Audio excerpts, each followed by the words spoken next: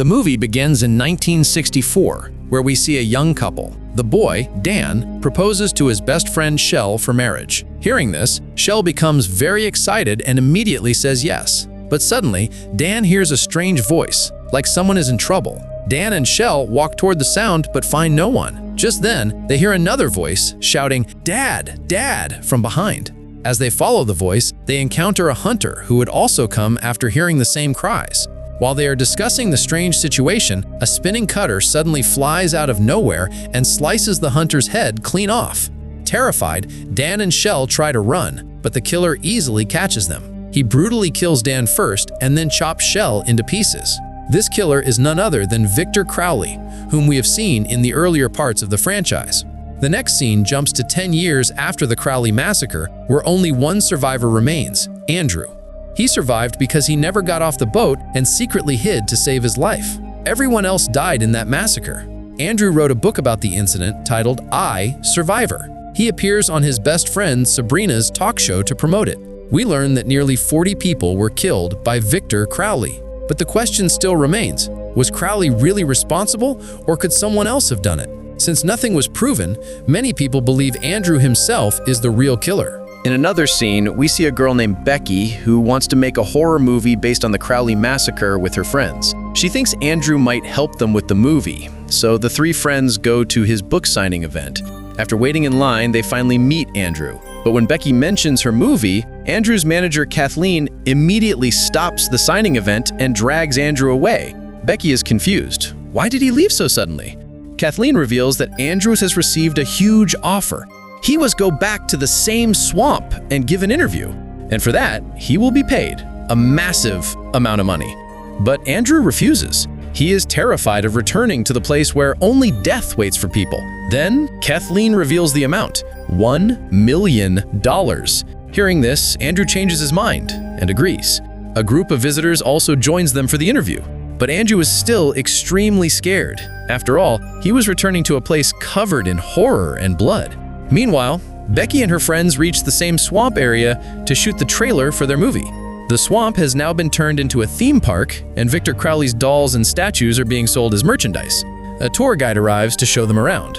He explains that the place used to attract huge crowds, but now fewer visitors come because the Victor Crowley craze has died down. Becky discovers that the massacre was linked to a curse. A woman named Sasheen caught her husband doing terrible things with a nurse. In anger, she cursed the nurse's unborn child, resulting in the birth of Victor Crowley. But Becky doesn't know what to do with this information, so she turns to YouTube for guidance. She finds videos explaining how to recite the curse. Meanwhile, Andrew's plane takes off and everyone is preparing for the interview. They need a shot of Andrew walking down the ramp after landing. While Andrew is getting his makeup done, the plane suddenly shakes violently. The makeup artist Jay tries to calm him, saying, "Planes don't crash that easily." But before he can finish the sentence, the plane crashes. One girl's body is thrown out and lands right in front of Becky. Seeing her condition, everyone panics in terror.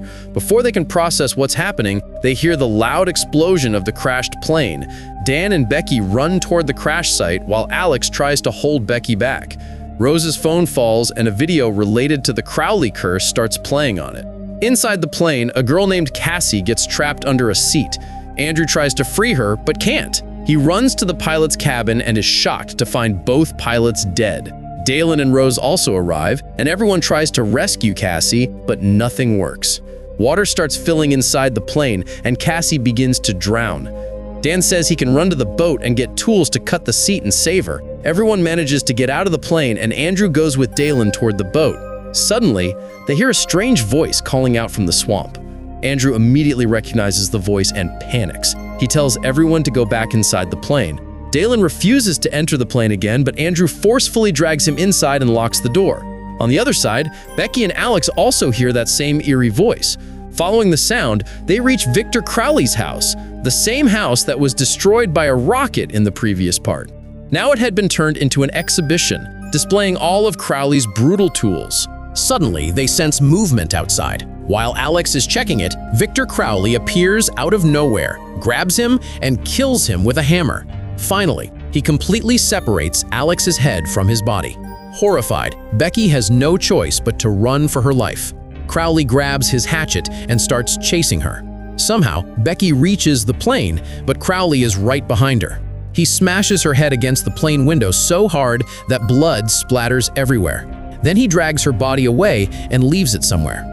Inside the plane, water continues to fill, and Cassie is slowly drowning. Suddenly, a snake appears inside the water. Seeing it, Kathleen panics and quickly climbs out of the water. But she doesn't realize that Victor Crowley is standing right on top of the plane.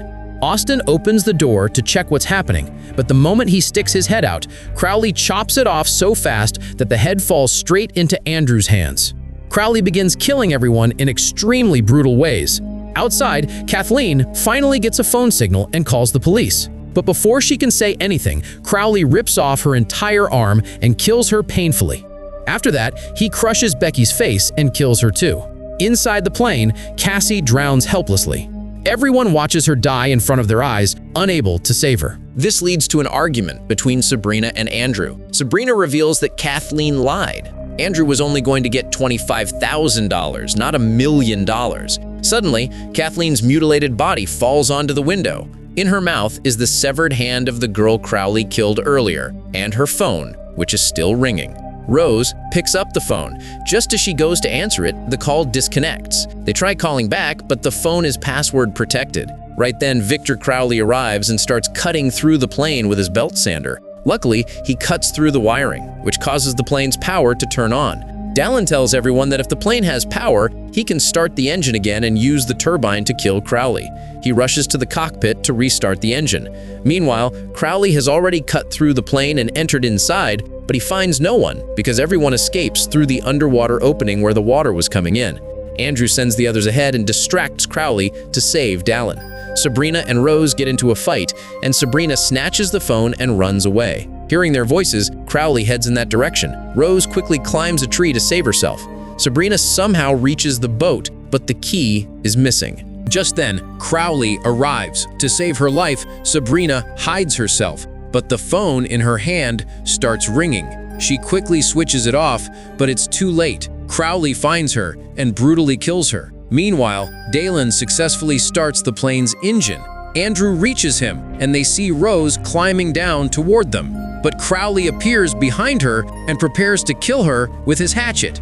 Andrew finds a flare gun inside the plane and shoots Crowley. Rose picks up the hatchet and attacks him too. Andrew fires again, but this time he misses. Now it's Dallin's turn. He charges forward and pushes Crowley straight into the plane turbine. To save everyone, Dallin sacrifices himself, and both of them are shredded into pieces. But a monster like Victor Crowley is not defeated so easily. In the final scene, we see someone watching all of this from a distance. That person is none other than Mary Beth, who picks up her shotgun, ready to finish Victor Crowley once and for all. And with that, the story ends. Thanks for watching.